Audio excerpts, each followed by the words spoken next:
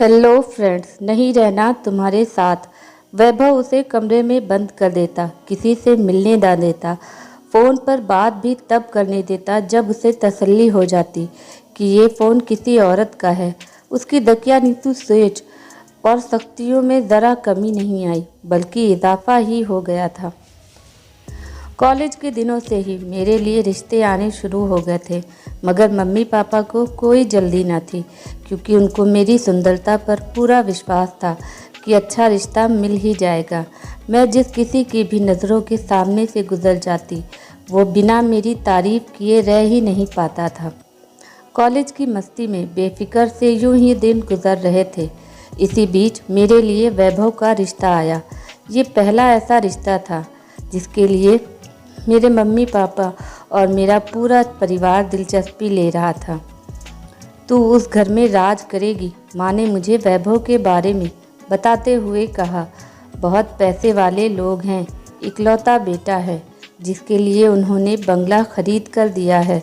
शादी के बाद वो बेटे को अलग मकान खरीद कर दे रहे हैं, उसका बिजनेस भी सेट करके दे रहे हैं।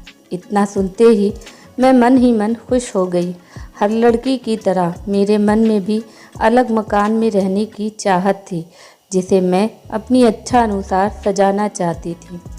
मैंने अपनी कई सहेलियों को देखा था, बेचारी शादी के बाद किराए के मकानों में धक्के खाते फिर रही थी। वैभव बेहद सख्त मिजाज का इंसान था।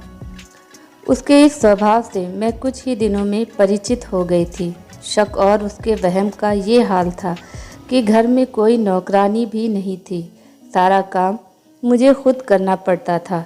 सबसे बड़ी बात, काम पर जाते समय वो दरवाजे को ताला लगाकर जाया करता और मैं दिन भर उस मकान में एक मुजरिम की तरह इधर से उधर घूमती रहती और आंसू बहाती रहती। मुझे इस कैद से रिहाई वैभव के ऑफिस से वापस लौटकर आने पर ही मिलती थी। शुरू में मुझे अपनी उन सहेलियों पर तरस आता था जिनके पास अपने मकान नहीं थे, लेकिन अब लगता उनकी ज़िंदगी कितनी खूबसूरत और बेफिक्री से भरी हुई है। उनके पतियों को उन पर विश्वास तो है, कम से कम वो तालों में कैद तो नहीं। एक दिन मेरी बेस्ट फ्रेंड अलका का फ़ोन आया। रिंग बजते ही वैभव ने मेरा फ़ोन मोबाइल ऑन किया और जब उसे पूरी तसल्ली हो गई कि ये फ़ोन किसी औरत का है, तो उसने मुझे फ़ोन पकड़ा दिया। आखिर आप चाहते क्या हैं? क्या आप मुझे गिरफ्तार करके लाए हैं या मैं आपकी ग़ुलाम हूँ? आपको मुझ पर भरोसा नहीं है। दिल चाह रहा था कि मैं उसका हुलिया बिगाड़ दूँ और आग लगा दूँ पूरे घर को, जिसने मुझसे मेरी खुशियाँ छीन ली थी, जहाँ की दीवारों ने मुझे चक्की के पाटों की तरह पीस कर रख दिया था। लेकिन वैभव जैसे पत्थर दिल इंसान पर मेरी किसी भी बात का कोई असर नहीं हुआ। उसे अपनी खुदगर्जी और अपने शक के अलावा किसी और बात से कोई मतलब ही नहीं था। उसी यातना के माहौल में मेरी बिटिया नीशू पैदा हो गई। मुझे उसके पैदा होने की कोई ख़ास खुशी नहीं हुई, इसलिए नहीं क्योंकि वो लड़की थी, बल्कि इसलिए क्योंकि वो इस घर की दूसरी औरत थी। अगर उसके साथ भी वही व्यवहार हुआ जो मेरे साथ हुआ है, तो बेचारी की ज़िंदगी कितनी यातनापूर्ण हो जाएगी। वैभव नीशू से प्यार तो बहुत करता था, उसके आराम के लिए परेशान भी रहता था, लेकिन बेटी के प्रति भी उसकी दकियानूसी सोच और सख्तियों में ज़रा भी कमी नहीं आई थी,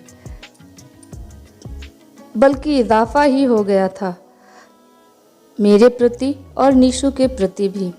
मैं कभी शिकायत करती तो कहता, तुम चाहे बूढ़ी भी हो जाओ, मैं तुम पर इसी तरह नज़र रखूँगा, क्योंकि मैं औरतों को ढील देने के पक्ष में बिल्कुल भी नहीं हूँ।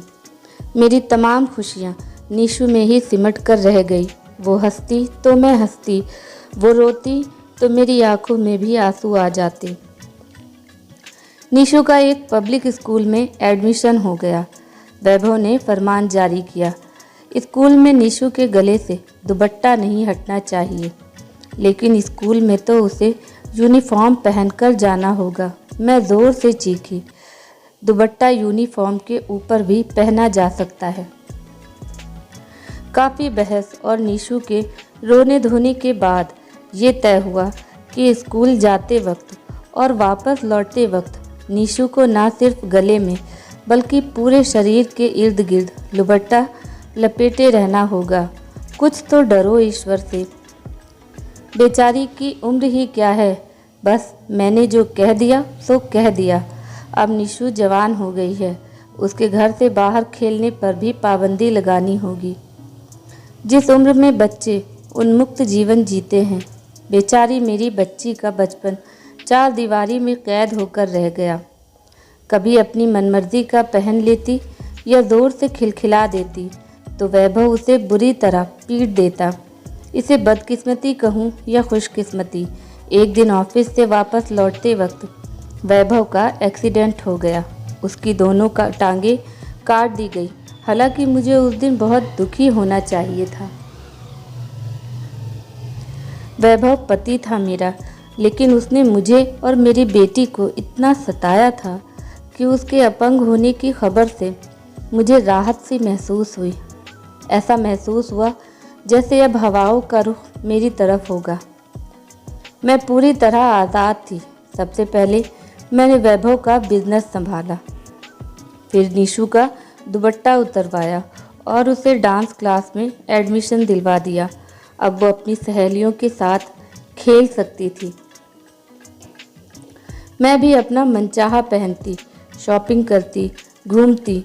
कुल मिलाकर ज़िंदगी बेहद खूबसूरत हो गई थी। मैं अच्छी तरह समझती थी कि वैभव को मेरी खुशी फूटी आग नहीं सुहा रही थी, लेकिन उसकी कुढ़न, छटपटाहट और रोना विसूरना देखकर मुझे बेहद सुकून मिलता था। समय के साथ साथ शक्की, तुनक मिजाज और औरतों को अपनी जूते की नोक पर रखने वाला वैभव एक रहमदिल इंसान बन गया था। छोटी सी छोटी बात पर सुलगने वाला वैभव तुरंत सॉरी कह देता, माफ़ी मांग लेता। गुमसुम सा व्हील चेयर पर बैठा वो हम दोनों माँ बेटी को हंसते बात करते देखता तो उसका मन करता हम दोनों माँ बेटी उसके साथ भी बैठकर हंसी। पूरे दिन की बातें उसके साथ शेयर करें, कभी कभी उससे सलाह भी लें। आखिर वो इस घर का मालिक था, लेकिन हम दोनों ने उससे एक निश्चित दूरी बनाई हुई थी। एक दिन निशु को डांस में ट्रॉफी मिली। पढ़ाई में तो वो हमेशा से अव्वल रहती ही थी। उस दिन वो ट्रॉफी लेने के लिए स्टेज तक जा ही रही थी कि उसका पैर लड़खड़ाया और वो सीधे नीचे आकर गिरी। उसका पाँव बुरी तरह से जख्मी हुआ था। डॉक्टर ने बताया उसके पाँव में फ्रैक्चर हुआ है। दुखी तो शायद वैभव भी था, लेकिन जतला नहीं रहा था। मैंने उसे सुनाते हुए कहा, अब तो खुश हो ना, तुम्हारी बद्दुआएं काम आ गई। ईश्वर के लिए ऐसा मत कहो, मैं उसका बुरा कैसे चाह सकता हूँ। निशु मेरी बेटी है। गुस्से और हिकारत से मैंने दूसरी ओर मुंह फेर लिया। वो व्हील चेयर घुमाता हुआ मेरे पास पहुँच गया। मैंने तुम दोनों के साथ बहुत बुरा व्यवहार किया है। मुझे एहसास हो गया है कि मुझे इतना तंगदिल नहीं होना चाहिए था। मेरे कर्मों का फल ईश्वर ने तो मुझे दे ही दिया है। कम से कम तुम तो मुझे माफ़ कर दो। इतने दिनों का मैल इतनी जल्दी तो धुलना मुश्किल था। फिर भी मैं आज तक लगातार वैभव के साथ बिताए दिनों को भुलाने की पूरी कोशिश करती रहती हूँ।